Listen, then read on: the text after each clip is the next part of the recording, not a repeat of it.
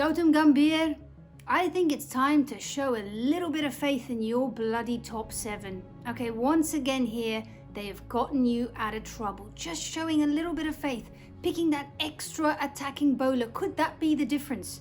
Could that be the one main thing that could actually end up drawing this series at the Oval?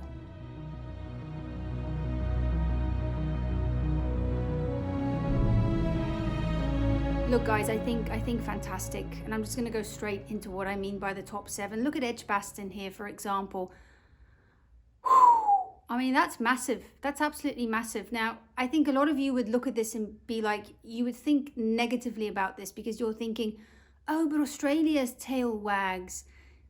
England, can you even call them having a tail if it's only Jofra at the back? And even Jofra can hit better than most of your last 3-4 batters, etc. sometimes, depending on who you pick. But why, again, what is your identity? You know, because for me, I'm kind of thinking to myself, look at this, for example, the last match that happened for Surrey at the Oval. Look at this. That is flat as hell, people. Now, we need to also take into account, I'm thinking that they're using the Kookaburra ball, which isn't doing England any favours with these absolute highways. But if the pitch is that bloody flat, who's going to take those wickets? Because look, it's all to play for. India is going to have to make the play in that next test match. So in my opinion, if Arshdeep Singh, if he is fit, if you're going to pick a guy like Kambodge bowling 125 kilometers an hour, you might as well pick a left arm swing bowler. Okay, you might as well do it, because your reason for not picking Arshdeep Singh has always been, yeah, but he's too slow. He's too slow. He doesn't have the pace. And I'm not here to try and attack Kambodge, you know. I feel like he's got a lot of potential. If he can work with a few people, get his pace. Just because Vian Mulder, I'll tell you, when Vian Mulder started as well, his pace also wasn't really that high. And he's kind of gotten it up to a 136, which I think is very useful, especially in English conditions, right? So I don't really want to target him. I'm just saying, India, you're going to have to go for it in this next test match. Really, I want to see some brave cricket. I want to see some risks. And if you end up losing it, then you know what? You did it and you tried absolutely everything. And as a young squad, you will take from this and you will learn from this. But I really want to see India really, really go for it. Okay, really, really put England under pressure in that match and throw in some trump cards. Like, and obviously as well, also what we've all been speaking about, a Kuldeep Yadav. I don't know if you could tell, but I'm obviously a big fan of Kuldeep. But let's just go to the top 7 in this match. Again, look at this contribution. India is a better team when faith is shown in that top 7. When the top 7 performs, India wins or they draw this match. Now you want to keep adding new batters at the back. It's not making any difference. Add the extra bowler, add a bit more to the attack there. And let's see if you can draw this series at the Oval. I thought it was a bit weird that Ben Stokes asked for the match there to just be called. You know, Washington Sundar, he's never had 100 he doesn't have 100 in Test cricket at all. So I thought that was a bit weird. Like, you know, just give the lad his moment. Jadeja, what a star. Okay, look at this. Look at the fine company that this man is in, just so by the way. And with all that talk in the last test match, you know, for him to come out and do this in this test match, absolutely phenomenal. You know, I've always been a big Jadoo fan. In my opinion, he's the most handsome Indian cricketer.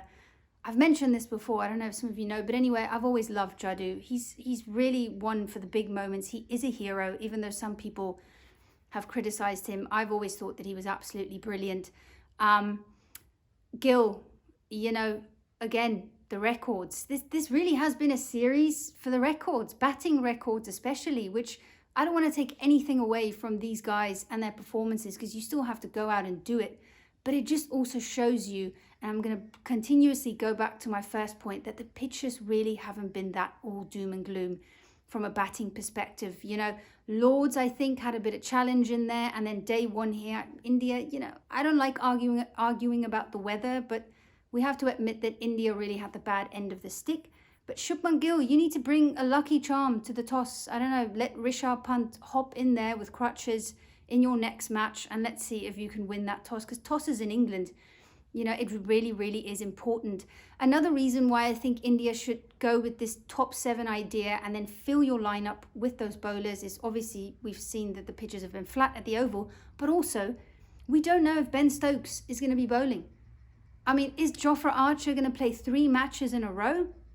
He hasn't played Test cricket in 1,500 days. I can't see that happening. Look at his stats. Actually, look at the entire England stats against the left-handed batters. He's really been the only one. And I remember even since the start of this series, it's a problem. It's been a problem for me. And I also feel like that's kind of why Gambhir put in Sai Sudarshan, because it's like, okay, England are struggling against, you know, the left-handed batters. They don't know how to get them out. And then in comes Jofra Archer, and then all of a sudden a lot of problems are solved. But is he going to play in the next match?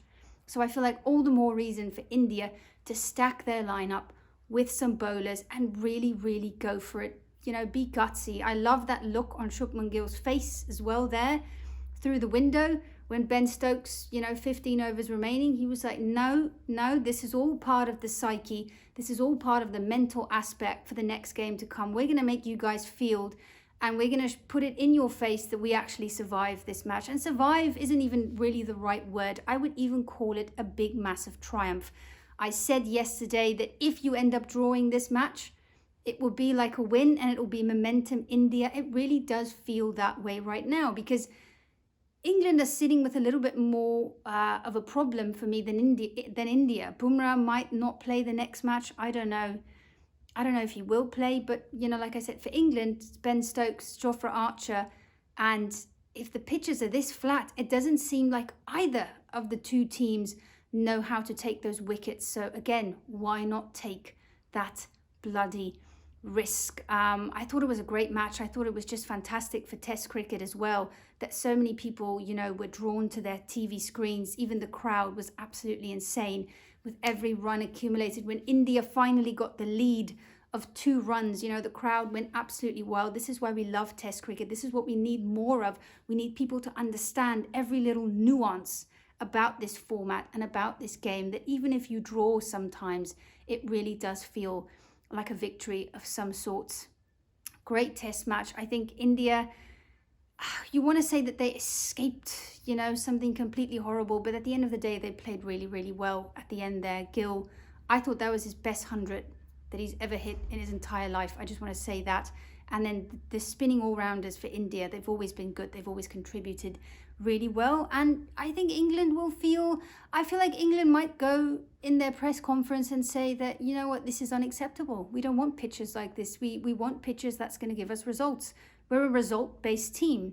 This is only the second draw, I think, in Ben Stokes' tenure. So I expect them to be quite loud in the press. But you've got to give credit to India. And I thought it was absolutely amazing. With all of these injuries and bodily issues, you know, I would just like to know in the comments, if you would dare, what would your top 11 be, you know, for England, if you're from England. I don't know how many of you guys are there. India, I know there's 5 million of you. What would your top 11 or your 11 be for the Oval? And yeah, what was your favorite moment of this match? I have to say, I think it was Gill's 100 for me. A lot of you have said that I'm trying to be fair, okay? I think Gill's 100 was the best I've ever seen him play, because yesterday surviving that was really, really, really phenomenal. What were your thoughts?